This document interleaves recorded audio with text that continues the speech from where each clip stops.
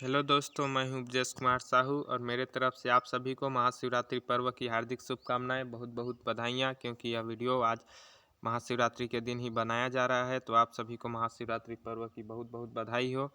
आपके जीवन में अच्छे दिन लाए और आप के ऊपर भगवान शिव की कृपा सदैव बनी रहे। तो आज हम देखेंगे महाशिवरात्रि क्यों मनाया जाता है। इसके बारे में दो कथा प्रचलित है। दोनों कथाओं के बारे में आज हम देखेंगे कि महाशिवरात्रि क्यों मनाया जाता है।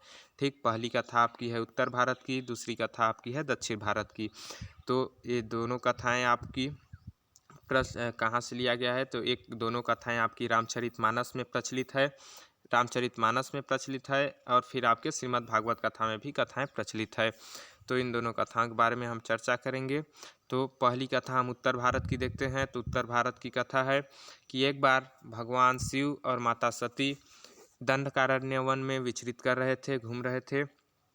उसी वन में भगवान श्री राम और उनके भाई लक्ष्मण भी उसी वन से जा रहे थे। तो जब भगवान शिव ने भगवान श्री राम को देखा तो उन्होंने भगवान श्री राम को प्रणाम किया।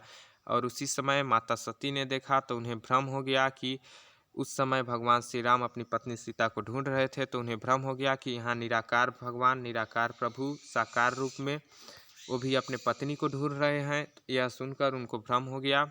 यह बात देखकर कि वो तो अंतर्यामी हैं, वो तो कभी भी पता लगा सकते हैं कि उनकी पत्नी कहाँ है, फिर भी वो यहाँ क्यों ढूंढ रहे हैं। तो इस बात पर भगवान शिव ने उन्हें समझाया, लेकिन उनका भ्रम दूर नहीं हुआ। तो भगवान शिव ने कहा, जाओ तुम खुद ही परीक्षा ले लो प्रभु श्री राम की। तो माता सती ने माता सीता का रूप लेकर उनके सम्मुख गई। माता सीता का रूप लेकर उनके सम्मुख गई। जब उन्होंने उनके सम्मुख गई तो भगवान श्री राम ने उन्हें देखा तो उन्होंने तुरंत पहचान लिया और उनसे बोला, माता जी पिताजी कहाँ हैं। उन्होंने क्या बोला, माता जी पिताजी कहाँ हैं। तो उसी समय जो माता सती हैं उन्हें समझ ही नहीं आया कि ये क्या हो रहा है। फिर वो तुरंत वहाँ से निकलकर चली गई भगवान शिव के पास। तो भगवान शिव के पास जाने के बाद उन्होंने भगवान शिव से झूठ बोला कि उन्होंने भगवान श्री राम की परीक्षा नहीं ली।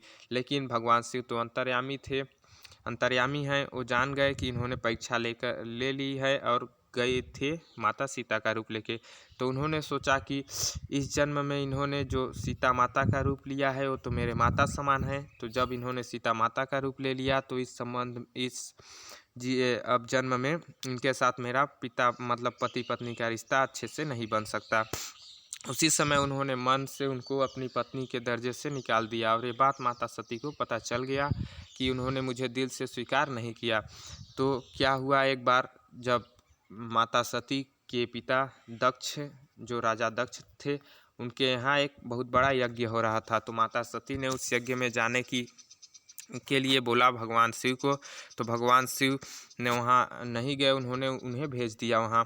तो जब गए आपकी माता सती गई वहाँ अपने पिता के घर, तो उनकी बहनों ने उनसे अच्छे से बात नहीं की। लेकिन उनके माता जो थीं, उनकी माता ने उनका बहुत ही आदर सम्मान किया और उनसे अच्छे से बात की। और उन्होंने वहाँ देखा कि उस यज्ञ में भगवान शिव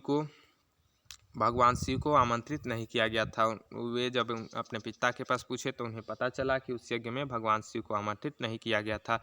तो उसी समय उन्होंने उस यज्ञ में स्वयं अग्निदाह कर ली। ठीक, मतलब अग्नि में स्वयं जल गई कूद के।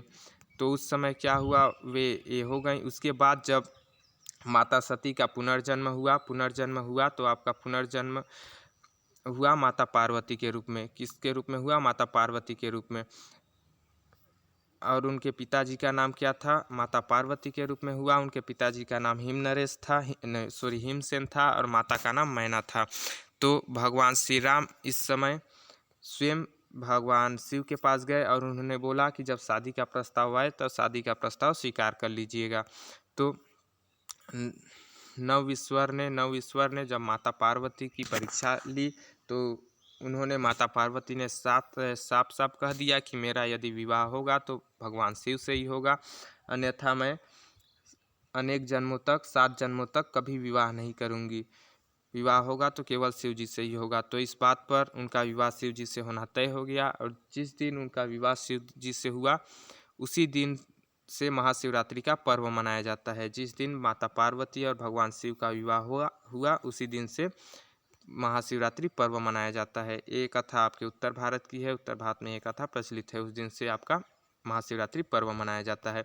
अब हम दक्षिण भारत की कथा देखते हैं। तो दक्षिण भारत की कथा क्या है? तो दक्षिण भारत की कथा है आपकी कि जो दक्षिण भारत की कथा के अनुसार अब हम दूसरी कथा के बारे में चर्चा करते हैं। तो दूसरी कथा आपकी है दक्षिण भारत की। तो दक्षिण भारत की जो कथा है उसमें आपके ये है कि संपूर्ण जो ब्रह्मांड है, जो ये पूरा वायुमंडल है, इसमें बहुत सारे ब्रह्मांड विद्यमान हैं। ठीक, बहुत सारे ब्रह्मांड से मिलकर ये पूरे विश्व जगत बना हुआ है। और प्रत्येक ब्रह्मांड में एक ब्रह्मा रहते हैं, एक विष्णु रहते हैं, एक शिव रहते हैं। प्रत्येक ब्रह्मांड में एक ब्रह्मा जी रहते हैं, एक विष्णु रहते हैं, एक शिव रहते हैं। मतलब बहुत सारे ब्रह्मांड हैं तो बहुत सारे विष्णु रहते हैं, बहुत सारे ब्रह्मा जी रहते हैं, बहुत सारे शिव जी रहते हैं। लेकिन पूरे ब्रह्मांड में एक महाविष्णु होते हैं, पूरे ब्रह्मांड में एक महाविष्णु होते हैं और एक सदाशिव होते हैं। पूरे ब्रह्मांड में एक महाविष्णु होते हैं, एक सदाशिव होते हैं। जब पृथ्वी का प्रलय हो जाता है, ठीक, मतलब जब प्रलय हो जाता है पूरे ब्रह्मांड का, तो सारा ब्रह्मांड जाके सदाशिव में मिल जाता है। सारा ब्रह्मांड जाके कहाँ मिल जाता है? सदाशिव में मिल जाता है, क्योंकि सदाशिव अनश्वर हैं, इनका नाश कभी नहीं होता है। तो संपूर्ण ब्रह्मांड जाके सदाशिव में मिल जाता है। तो एक दिन दोनों के बीच कंपटीशन हुआ। जैसे भगवान शिव और भगवान विष्णु ने सोचा कि हम दोनों में से ज़्यादा बड़ा कौन है। तो उन्होंने एक परीक्षा लेनी दोनों की शुरू की। तो उन्होंने बोला, वहीं उसी समय वहाँ एक लिंग प्रकट हो गया। उस लिंग का भगवान शिव ने कहा कि मैं इसका आदि खोजता हूँ, मतलब ऊपर का खोजता हूँ। और भगवान विष्णु ने कहा ठीक है, मैं इसका अंत खोजता हूँ, नीचे का खोजता हूँ। और दोनों की जो कंपटीशन शुरू हो गई, ठीक होनी। तो न तो भगवान शिव को उनका आदि पता चला उस लिंग का, न तो भगवान विष्णु का अंत पता चला इस लिंग का। तो इस प्रकार इन दोनों को कुछ पता नहीं चला, क्योंकि उसका आदि ही नहीं था, न तो अंत था। तो इस दिन यह जो आपकी घटना घटी, उस दिन महाशिवरात्रि था, ठीक, मतलब उसी दिन से महाशिवरात्रि प्रारंभ हुआ। तो दक्षिण भारत की कथा के अनुसार इसी दिन से महाशिवरात्रि प्रारंभ हुआ। तो ये थे दो कथाएं। और महाशिवरात्रि में जो भगवान शिव की पूजा की जाती है, तो उसमें उपवास रखा जाता है। उपवास का शाब्दिक अर्थ आपको बता देता हूँ। उपवास का अर्थ होता है उप मतलब समीप, समीप मतलब निकट, और वास का अर्थ होता है निवास। मतलब उपवास का अर्थ होता है भगवान शिव के समीप निवास करना। ठीक, उपवास, महाशिवरात्रि उपवास का अर्थ होता है भगवान शिव के समीप निवास करना। और उपवास का नॉर्मल अर्थ होता है समीप निवास करना। तो महाशिवरात्रि के दिन जो उपवास रहते हैं भगवान शिव के समीप निवास करते हैं। यह कथा हमारे धार्मिक ग्रंथों से जो कथा हमें जानकारी मिली है उसी को आपको बताया गया है, धार्मिक ग्रंथों की कथा।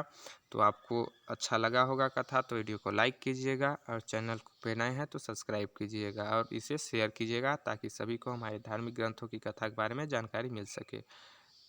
धन्यवाद आपको वीडियो देखने के लिए। अब जल्द मिलेंगे अगले वीडियो में।